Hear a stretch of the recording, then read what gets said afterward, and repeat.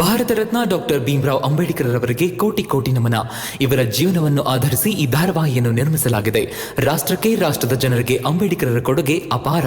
ಹಲವಾರು ಅಧಿಕೃತ ಪುಸ್ತಕಗಳನ್ನು ಆಧರಿಸಿ ಈ ಕಥೆಯನ್ನು ತಮ್ಮ ಮುಂದೆ ಇಡಲಾಗಿದೆ. ಈ ಧಾರಾವಾಹಿಯನ್ನು ವಾಹಿನಿಯು ನಿಷ್ಠೆಯಿಂದ ನಿರ್ಮಿಸಿದ್ದು, ಬಾಬಾ ಸಾಹೇಬರ ಜೀವನ ಮತ್ತು ಸವೆಸಿದ ಹಾದಿ ಪ್ರತಿಯೊಬ್ಬರಿಗೂ ಸ್ಫೂರ್ತಿ ನೀಡುತ್ತದೆ ಎಂಬುದನ್ನು ವಾಹಿನಿಯು ಬಲವಾಗಿ ನಂಬಿದೆ. ನಡಿಮೂರ್ತಿ,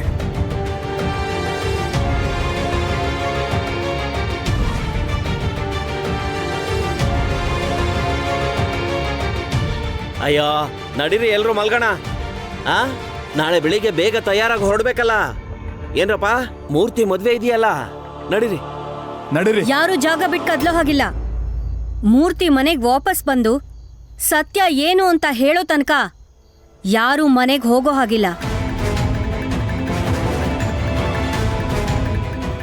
ಅರೆ ಮೂರ್ತಿ ಏನ್ ಸತ್ಯ ಹೇಳೋದು? ನಮಗ್ ಮೊದ್ಲೇ ಸತ್ಯ ಏನು ಅಂತ ಗೊತ್ತಿದೆ. ಏನ್ರಪ್ಪ? ನಿಮಗೇನು ಗೊತ್ತಿಲ್ಲ, ನಿಮಗ್ ಬರೀ ಸುದ್ದಿ ಹಬ್ಸಕ್ ಬರುತ್ತಷ್ಟೇ. ಪ್ರಶ್ನೆ ಹೆಸರಲ್ಲಿ ಕೆಸರಿಟ್ಬಿಟ್ಟು ಹೋಗ್ತೀರಾ. ಆದ್ರೆ ಇವತ್ತಿಲ್ಲಿಂದ ಯಾರು ಹೋಗೋ ಹಾಗಿಲ್ಲ. ಏನಾಗತ್ತೆ ಅಂತ ಎಲ್ರೂ ನೋಡೋಣ.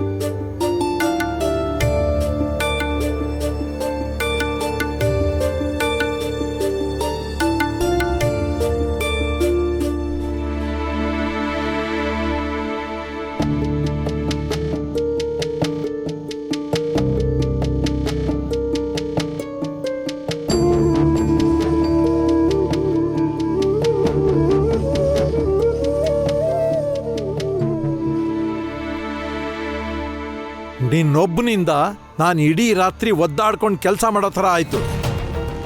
ನನ್ನಿಂದಾಗ ಅಲ್ಲ, ನಾನೇನ್ ಮಾಡಿದೆ? ಏನ್ ಮಾಡಿದ್ಯಾ? ನೀನ್ ಆಡಿದ ನಾಟಕದಿಂದಾನೇ ಮಾಲೀಕರಿಗೆ ಕೋಪ ಬಂದಿದ್ದು. ನನಗಿಷ್ಟೊಂದು ಕೆಲಸ ಕೊಟ್ಟು ಹೋಗಿದ್ದು. ಕೆಲಸ ಮಾಡ್ಕೊಂಡು ಬಿದ್ದಿದ್ದೀನಿ ಇಲ್ಲಿ. ಆಯ್ತು ಬಿಡಿ ಸರ್, ನಿಮಗೆ ಹೇಗೆ ಬೇಕೋ ಹಾಗೆ ಅಂದ್ಕೊಳ್ಳಿ. ಅಂದ್ಕೊಳಕ್ಕೇನಿದೆ, ಇದೇ ಸತ್ಯ. ಬಾಯಿ ಮುಚ್ಕೊಂಡು ಬಿದ್ದಿರು, ನನಗೆ ಕೆಲಸ ಮಾಡಕ್ ಬಿಡು. ನನ್ನ ಕೆಲಸ ಮುಗಿಯೋ ತನಕ ನೀನು ಇಲ್ಲೇ ಇರಬೇಕು. ಆಯ್ತು ಬಿಡಿ ಸರ್.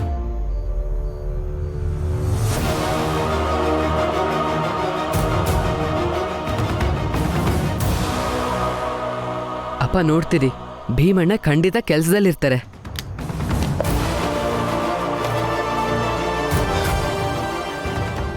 ಭೀಮಣ್ಣ,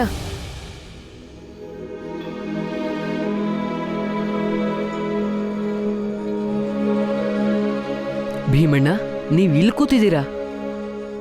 ವಟಾರದಲ್ಲಿ ಎಲ್ಲರೂ ಸರಿಯಾಗಿ ಹೇಳ್ತಿದ್ರು, ನೀವ್ ಇಷ್ಟೊತ್ತಾದ್ರೂ ಯಾಕೆ ವಾಪಸ್ ಬಂದಿಲ್ಲ ಅಂದ್ರೆ ನಿಮ್ಗೆ ನನ್ನನ್ನು ನೋಡೋದಕ್ಕೆ ಇಷ್ಟ ಇಲ್ಲ ಅಂತ, ಮತ್ತೆ ನನಗೆ ನೋವು ಆಗ್ಬೇಕು ಅಂತ ಅಲ್ವಾ? ಮೂರ್ತಿ, ನೋಡಿದ್ಯಾ ಈ ಭೀಮರಾವ್ ಏನು ಮಾತಾಡದೆ ಹೇಗೆ ಕೂತಿದ್ದಾನೆ ಅಂತ? ಕೆಲಸ ಕಾರ್ಯ ಇಲ್ದಿದ್ರು ಸುಮ್ಮನೆ ಕೂತಿದ್ದಾನೆ. ಎಷ್ಟು ಸಲ ಹೇಳಿದೆ ನಾನು ಮನೆಗೆ ಹೋಗು ಅಂತ, ಆದ್ರೂ ಸುಮ್ಮನೆ ಕೂತಿದ್ದಾನೆ.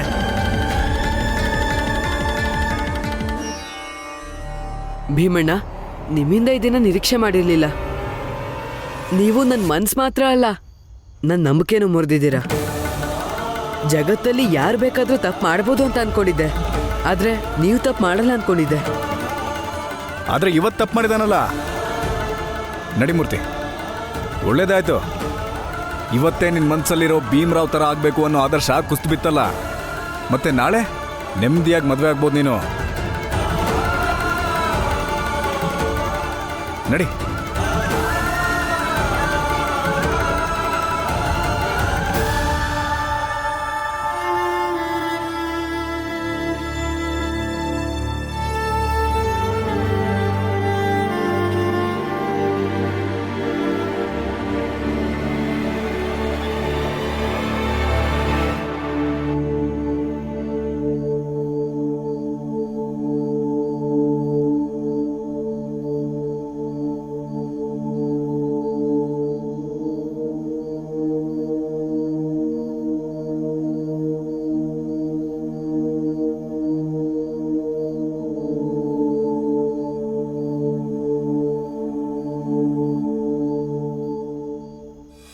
ಏನೀಗ ನಾವ್ ಇಡೀ ರಾತ್ರಿ ಹಿಂಗೆ ಎದ್ದಿರ್ಬೇಕಾ ಹೇಗೆ?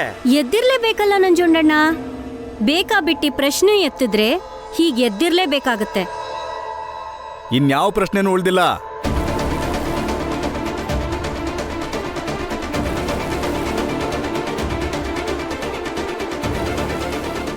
ಉತ್ತರ ಸಿಕ್ಕಾಯ್ತು.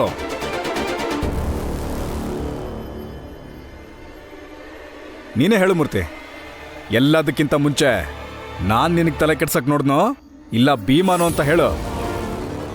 ಏನ್ ನೋಡಿದ್ಯೋ, ಏನ್ ತಿಳ್ಕೊಂಡ್ಯೋ ಅದನ್ನ ಹೇಳು. ಹೇಳು ಮಗು. ಅಪ್ಪ ನನಗೆ ತಲೆ ಕೆಡ್ಸಿಲ್ಲ. ಭೀಮಣ್ಣ ನೋಡಿದ್ರೆ ಏನೂ ಹೇಳೇ ಇಲ್ಲ.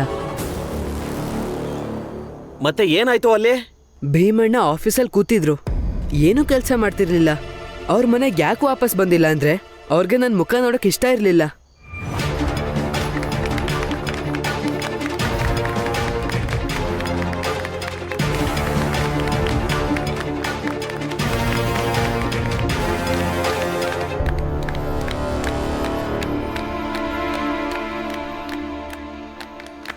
ಮೂರ್ತಿ, ನೀನ್ ಭೀಮಣ್ಣನ ಹತ್ರ ಏನು ಕೇಳಲಿಲ್ವಾ? ಕೇಳ್ದೆ ನಾ ಮಾತ್ಗೆ, ತುಂಬಾ ಸಲ ಕೇಳ್ದೆ.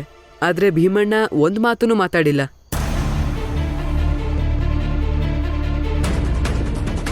ಅಯ್ಯೋ, ಹೇಗೋ ಮಾತಾಡ್ತಾನೆ. ಮಾತಾಡೋದಿಕ್ಕೆ ಏನಾದ್ರೂ ಇದ್ರೆ ತಾನೇ ಏನ್ ಹೇಳಕ್ ಸಾಧ್ಯ? ನೀವೇ ಹೇಳಿ. ಈಗಾಯ್ತಲ್ಲ ಹಂಸಕ್ಷೀರ ನ್ಯಾಯ, ಇನ್ನಾದ್ರೂ ನಾವು ಮಲ್ಕೊಳಕ್ ಹೋಗ್ಬೋದಲ್ವಾ? ರಮಾತ್ಗೆ ಭೀಮಣ್ಣ ಮನೆಗೆ ವಾಪಸ್ ಬಂದಾಗ ಅವ್ರಿಗೆ ನೀವೇ ಹೇಳ್ಬಿಡಿ, ಮೂರ್ತಿ ನಿಮ್ಗೋಸ್ಕರ ಬದಲಾಗಿದ್ದಾನೆ ಅಂತ.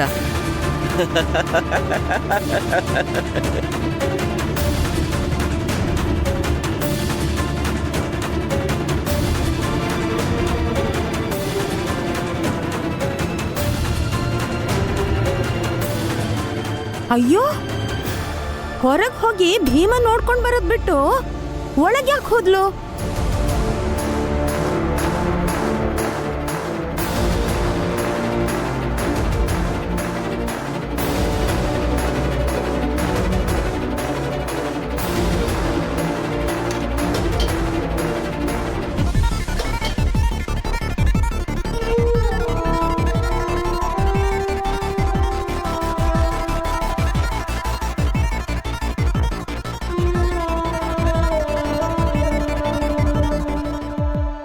ಏನಾಯ್ತು ರಮ? ಯಾಕೆ ನೀನು ಊಟ ಕಟ್ಕೋತಿದ್ಯಾ?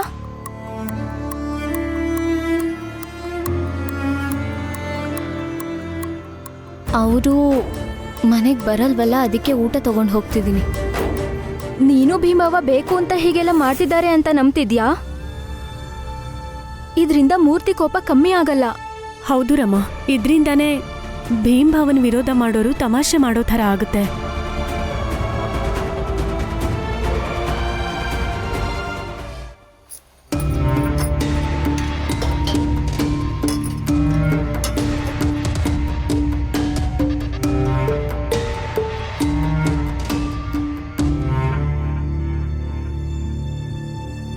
ನೀವಿಬ್ರು ಮನ್ಸು ಮುಟ್ಕೊಂಡು ಹೇಳಿ, ನನ್ನ ಗಂಡ ಎಂಥವ್ರು ಅಂತ. ನಾವ್ ಅನ್ಕೊಂಡಿದೀವಲ್ಲ ಹಾಗ, ಅಥವಾ ಮೂರ್ತಿ ಹೇಳಿದ್ನಲ್ಲ ಹಂಗ?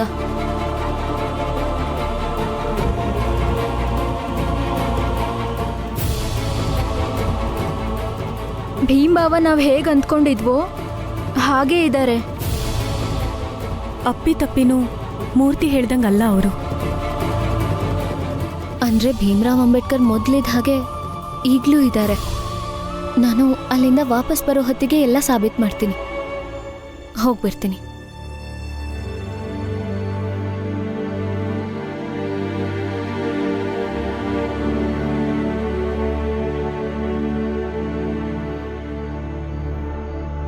ಭೀಮಾ,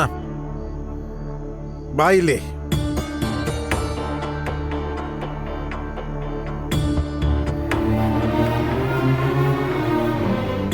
ಹೇಳಿ ಸರ್. ನೀನು ಯಾಕೆ ಅವನ ಹತ್ರ ಸುಳ್ಳು ಹೇಳ್ದೆ? ನಿನ್ನ ಕೆಲಸ ಮಾಡ್ತಿದ್ದೋನು ನಿನ್ನ ಬಗ್ಗೆ ಏನೇನೋ ಹೇಳ್ತಾ ಹೋದ್ರೂ ನೀನು ಸುಮ್ಮನೆ ಕೂತಿದ್ಯಲ್ಲ. ಸುಳ್ಳು ಹೇಳಕ್ಕೆ ಶುರು ಮಾಡ್ಕೊಂಡ್ಯಾ ಹೇಗೆ? ಸರ್, ನಾಳೆ ಮೂರ್ತಿ ಮದುವೆ ಆಗೋದಿನ. ಈಗಾಗಲೇ ಅವನ ಮನಸ್ಸಲ್ಲಿ ಒಂದು ಕೊರಗು ಅನ್ನೋದಿದೆ, ನನ್ನ ವಿರುದ್ಧ ಹೋಗಿ ಮದುವೆ ಮಾಡ್ಕೋತಾ ಇದ್ದಾನೆ ಅಂತ. ನಾನವನ ಕೆಟ್ಟೋನಾದಾಗ ಮಾತ್ರ ಅವನ ಮನಸ್ಸಲ್ಲಿರೋ ಕೊರಗು ಕಡಿಮೆ ಆಗುತ್ತೆ. ಅವನ ಮನಸ್ಸಲ್ಲಿ ನನ್ನ ಬಗ್ಗೆ ಇರೋಂಥ ಆ ಆದರ್ಶ ವ್ಯಕ್ತಿ ಅನ್ನುವಂಥ ಭಾವನೆ ಅದನ್ನು ನಾನು ಮುರಿಲೇಬೇಕಾಗುತ್ತೆ. ಆಗಲೇ ಅವನು ನಿರಾಳವಾಗಿ ನಾಳೆ ಮದುವೆ ಆಗೋದಕ್ಕೆ ಸಾಧ್ಯ. ಅಲ್ಲದೆ ಹಿರಿಯೋರು ಅನ್ನಿಸ್ಕೊಂಡಿರೋ ನಾವು ನಮಗಿಂತ ಚಿಕ್ಕವ್ರ ಕೊರ್ಗನ್ನ ಕಡಿಮೆ ಮಾಡಬೇಕಲ್ವ? ನಾನು ಅದನ್ನೇ ಮಾಡ್ತಿದ್ದಿದ್ದು.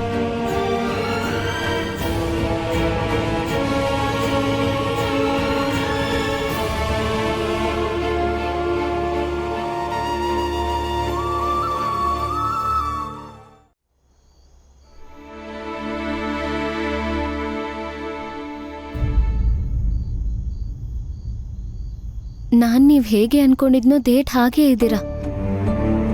ಆದ್ರೆ ಜಗತ್ತು ತರ್ತರವಾಗಿ ಮಾತಾಡ್ಕೋತಿದೆ.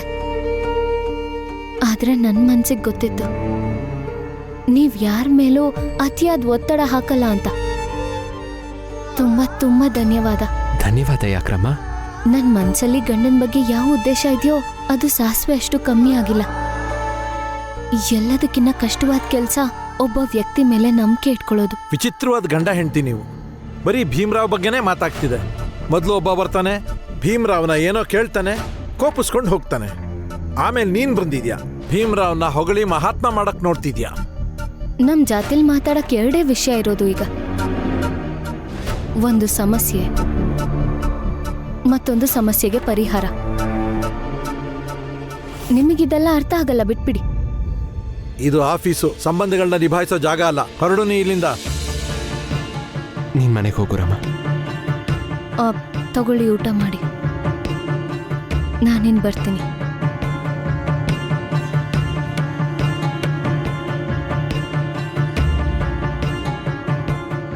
ಭೀಮರಾವ್, ನಾಚಿಕೆ ಆಗಲ್ವಾ ನಿಂಗೆ? ಇಲ್ಲೇ ಕುತ್ಕೊಂಡು ಊಟ ಮಾಡ್ತೀಯಾ? ಹೋಗು, ಹೊರಗೆ ಹೋಗಿ ಊಟ ಮಾಡ್ಕೊಂಬಾ. ಇಲ್ಲಿ ಇಡ್ತಾ ಇದ್ದೀನಿ ಸರ್, ಅಷ್ಟೇ. ನಾನೇನು ತಿನ್ನೋದಿಲ್ಲ. ಏಕೆ? ಇದರಲ್ಲೂ ಏನಾದರೂ ಮಹಾತ್ಮೆ ಇದೆಯಾ? ಇಲ್ಲ ಸರ್, ನೀವು ನನಗೆ ಕೆಲಸ ಕೊಟ್ಟಿರೋ ಮಾಲೀಕರು. ಇಷ್ಟು ತಡವಾದರೂ ನೀವು ಏನೂ ತಿಂದಿಲ್ಲ. ಹಾಗಿದ್ದಾಗ ನಾನು ಹೇಗೆ ಊಟ ಮಾಡೋಕ್ಕಾಗುತ್ತೆ? ಇದು ನೈತಿಕತೆ ಅನ್ನಿಸ್ಕೊಳ್ಳಲ್ಲ. ಅದು ಅಲ್ಲದೆ ನಾನು ನಿಮಗೆ ಈ ಊಟ ತಿನ್ನಿ ಅಂತಲೂ ಹೇಳೋದಕ್ಕಾಗಲ್ಲ. ನಮ್ಮ ಮನೇಲಿ ಮಾಡಿರೋ ಅಡುಗೆ, ನಮ್ಮ ಜಾತಿಯವ್ರು ಮಾಡಿರೋ ಅಡುಗೆನ ನೀವು ತಿನ್ನಲ್ಲ. ಅದಕ್ಕೆ ಇಟ್ಟು ಬರ್ತೀನಿ. ಸರಿ, ಆಯ್ತು, ಕೆಲಸ ಮಾಡು.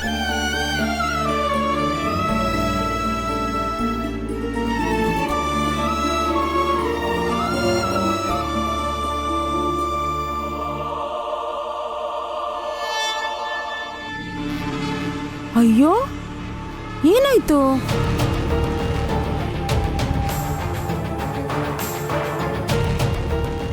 ಭೀಮನ್ ನಿಜವಾದ ಮುಖ ತಿಳ್ಕೊಂಡು ನೋವಾಗ್ತಿದ್ಯಾ ಪಾಪ? ನಿದ್ದೆ ಬರ್ತಿಲ್ವಾ ಇಬ್ರಿಗೂ? ಹಾಗೆಲ್ಲ ಏನೂ ಇಲ್ಲ ಅತ್ತೆ. ಹಾಗೇ ಇರೋದು. ನನ್ ಮಾತ್ ಕೇಳಿ ಸುಮ್ನೆ ಮಲ್ಕೊಳ್ಳಿ ಇಬ್ರು. ಬೆಳಿಗ್ಗೆ ಹೊಸ ಭೀಮನ್ನ ನೋಡಿರಂತೆ. ಸಂತೋಷವಾಗಿ ಮೂರ್ತಿ ಮದ್ವೆಲಿ ಪಾಲ್ಗೊಳ್ಳಿ. ಸುಮ್ನೆ ಮಲ್ಕೊಳ್ಳಿ. ನಾವು ರಮಂಗೋಸ್ಕರ ಕಾಯ್ತಿದ್ದೀವಿ. ಯಾಕೆ? ರಮಾ ಬಂದ್ರೆ ಏನ್ ಬಿರುಗಾಳಿ ಬರುತ್ತಾ? ಮಲ್ಕೊಳ್ಳಿ ಸುಮ್ನೆ.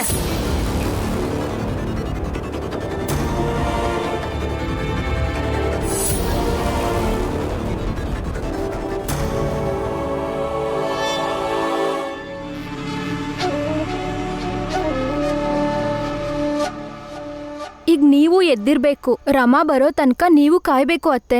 ನೀವು ಸತ್ಯ ತಿಳ್ಕೊಬೇಕಲ್ವಾ? ನನ್ ಕೈ ಬಿಡಿ.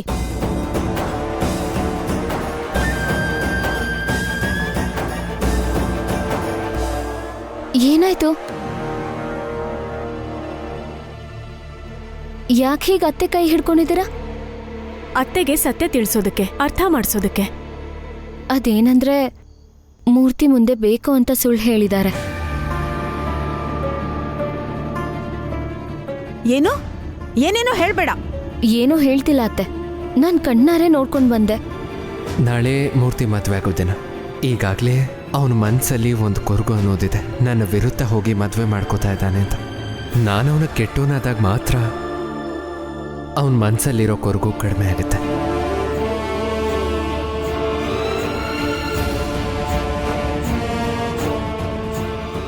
ಹಿರಿಯೋರು ಅನ್ನಿಸ್ಕೊಂಡಿರೋ ನಾವು ನಮಗಿಂತ ಚಿಕ್ಕವ್ರ ಕೊರ್ಗನ್ನ ಕಡಿಮೆ ಮಾಡಬೇಕಲ್ವ? ನಾನು ಅದನ್ನೇ ಮಾಡ್ತಿದ್ದಿದ್ದು. ಇಷ್ಟಾದ್ಮೇಲೆ ನಾನೇನು ಹೇಳಕ್ಕಾಗ್ಲಿಲ್ಲ. ಭೀಮ್ಭಾವ ಮತ್ತೆ ಸಾಬೀತ್ ಮಾಡಿದ್ದಾರೆ. ದೊಡ್ಡತನ ಅನ್ನೋದು ನಡವಳಿಕೆಲಿರುತ್ತೆ, ಮತ್ತೆ ಆ ನಡವಳಿಕೆ ಪ್ರತಿ ಹೆಜ್ಜೆಲೂ ತೋರಿಸ್ತಿದ್ದಾರೆ. ಜೊತೆಗೆ ದೊಡ್ಡತನ ಅನ್ನೋದು ಭೀಮ್ಭಾವಂಗೆ ಒಲ್ದು ಬಂದಿದೆ. ಗುಣಗಾನ ಮಾಡ್ಕೊಂಡು ಕೂತೀರಿ 3 ಜನ. ಆದ್ರೆ ಕೊನೆಗೆ ಸತ್ಯ ಮೂರ್ತಿ ಹೇಳಿದ್ದೆ.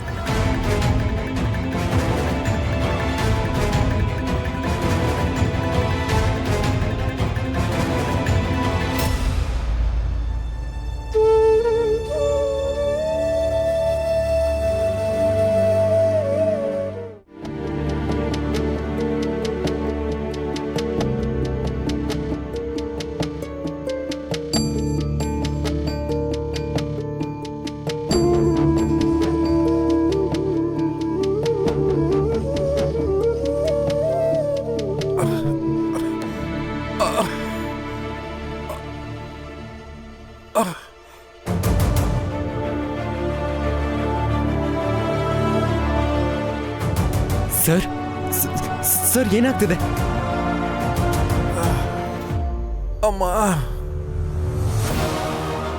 ಸರ್ ಏನಾಗ್ತಿದೆ?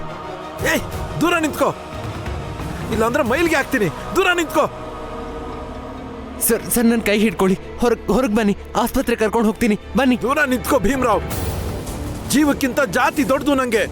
ಸರ್ ಏನ್ ಮಾತಾಡ್ತಿದ್ದೀರಾ ಸರ್? ಜೀವಕ್ಕಿಂತ ದೊಡ್ಡದು ಯಾವುದೂ ಇಲ್ಲ. ಜೀವನೇ ಇಲ್ಲ ಅಂದ್ಮೇಲೆ ಜಾತಿನೇನ್ ಮಾಡ್ತೀರಾ? ನಂಗೆ ನಿಜವಾಗ್ಲೂ ಸಹಾಯ ಮಾಡ್ಬೇಕು ಅಂತಿದ್ರೆ ಹೊರಗೆ ಹೋಗಿ ನಮ್ ಜಾತಿಯವ್ರು ಯಾರು ಇದಾರ ಕರ್ಕೊಂಡ್ ಬಾ, ಹೋಗು. ಅವರೇ ನನ್ನನ್ನು ಆಸ್ಪತ್ರೆಗೆ ಸೇರಿಸ್ಲಿ. ಆಯ್ತು ಸರಿ ಸರ್, ಹಾಗೆ ಮಾಡ್ತೀನಿ.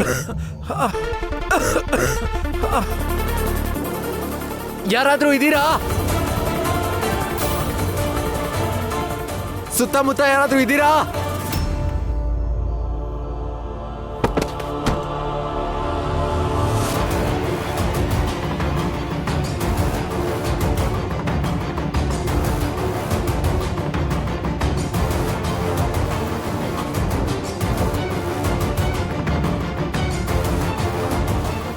Sir sir sir sir sir ಮಾತು ಕೇಳಿ. ಮುಟ್ಬೇಡ ನನ್ನ. ಸರ್ ನಿಮ್ಮನ್ನ ಆಸ್ಪತ್ರೆ ಕರ್ಕೊಂಡು ಹೋಗ್ಬೇಕು, ಅರ್ಥ ಮಾಡ್ಕೊಳ್ಳಿ ದಯವಿಟ್ಟು. ಮುಟ್ಬೇಡ ಸರ್, ಮುಟ್ಬೇಡ, ಮುಟ್ಬೇಡ.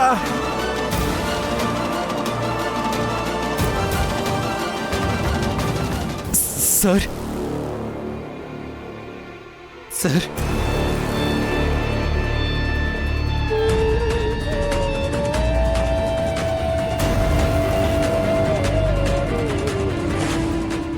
ದೂರ ನಿಂತ್ಕೋ, ಇಲ್ಲಾಂದ್ರೆ ಮೈಲ್ಗೆ ಹಾಕ್ತೀನಿ. ದೂರ ನಿಂತ್ಕೋ. ಏನ್ ಮಾಡ್ಲಿ? ಅದೇನಾದ್ರೂ ಆಗ್ಲಿ, ಇವ್ರನ್ನ ನನ್ನ ಆಸ್ಪತ್ರೆಗೆ ಸೇರಿಸ್ಲೇಬೇಕು.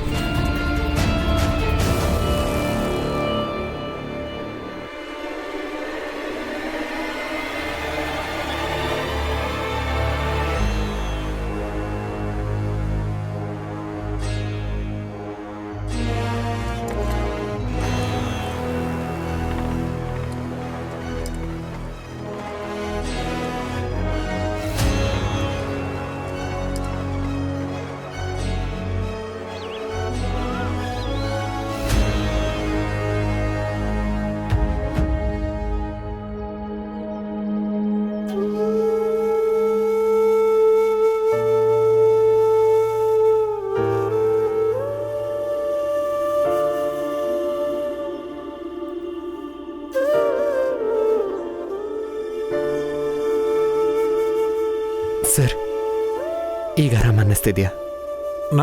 ನಾನು ಇಲ್ಲಿಗೆ ಯಾಕೆ ಬಂದೆ? ಸರ್ ನೀವು ರಾತ್ರಿ ಪ್ರಜ್ಞೆ ತಪ್ಪಿದ್ದಿದ್ರಿ, ಅದಕ್ಕೆ ಇಲ್ಲಿಗೆ ನಾನು ಕರ್ಕೊಂಡು ಬರ್ಬೇಕಾಯ್ತು. ಕರ್ಕೊಂಬರ್ಬೇಕಾಯ್ತಾ? ಹೇಗೆ ಕರ್ಕೊಂಬಂದೆ?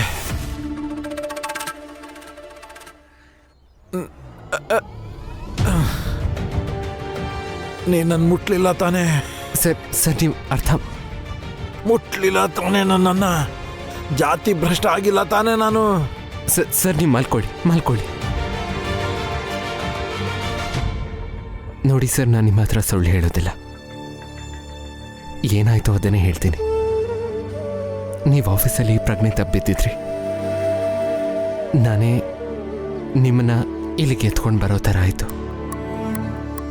ಆದರೆ ನಾನು ನಿಮ್ಮನ್ನ ಮುಟ್ಟೋದಕ್ಕೂ ಮುಂಚೆ ಕೈಗೆ ಇದನ್ನು ಹಾಕ್ಕೊಂಡಿದ್ದೆ. ಆದರೆ ಸರ್, ಇದ್ರ ಮೇಲೂ ನೀವು ಜಾತಿ ಭ್ರಷ್ಟ ಆಯಿತು ಅಂದ್ಕೊಂಡ್ರೆ ನೀವು ಹಾಗೆ ಅಂದ್ಕೊಳ್ಳಿ ಸರ್. ಆದರೆ ಆ ಸಮಯದಲ್ಲಿ ನಿಮ್ಮ ಪ್ರಾಣ ಓಡಿಸೋದು ಮುಖ್ಯ ಆಗಿತ್ತು ಸರ್. ಬಟ್ಟೆ ಕಟ್ಕೊಂಡಿದ್ದೆ ಅಂದ ಮಾತ್ರಕ್ಕೆ ಎಷ್ಟು ನಿನಗದೆಷ್ಟೋ ಧೈರ್ಯ ನನ್ನನ್ನು ಮುಟ್ಟಕ್ಕೆ? ನಾನು ಹೇಳ್ತೀನಿ, ಇವ್ರು ನಿಮ್ಮನ್ನು ಕರ್ಕೊಂಡು ಬರದೆ ಹೋಗಿದ್ರೆ ನಿಮ್ಮ ಪ್ರಾಣನೇ ಉಳಿತಿರ್ಲಿಲ್ಲ. ನೀವು ಆಸ್ಪತ್ರೆಗೆ ಬರೋದು 5 ನಿಮಿಷ ತಡ ಆಗಿದ್ರು ನಮ್ಮ ಕೈಯಲ್ಲೂ ಏನೂ ಮಾಡೋಕ್ಕಾಗ್ತಿರ್ಲಿಲ್ಲ. ನೋಡಿ ಸರ್, ನನ್ನನ್ನು ಕ್ಷಮಿಸಿ. ನಾನು ಕೈಗೆ ಇದನ್ನು ಹಾಕ್ಕೊಂಡಿದ್ದೆ, ಅದಕ್ಕೆ ನಿಮ್ಮನ್ನು ಮುಟ್ಟಿದೆ. ಅದು ಅಲ್ಲದೆ ಅವಾಗ ಅದನ್ನು ಬಿಟ್ಟರೆ ನನ್ನ ಹತ್ರ ಬೇರೆ ದಾರಿ ಇರಲಿಲ್ಲ.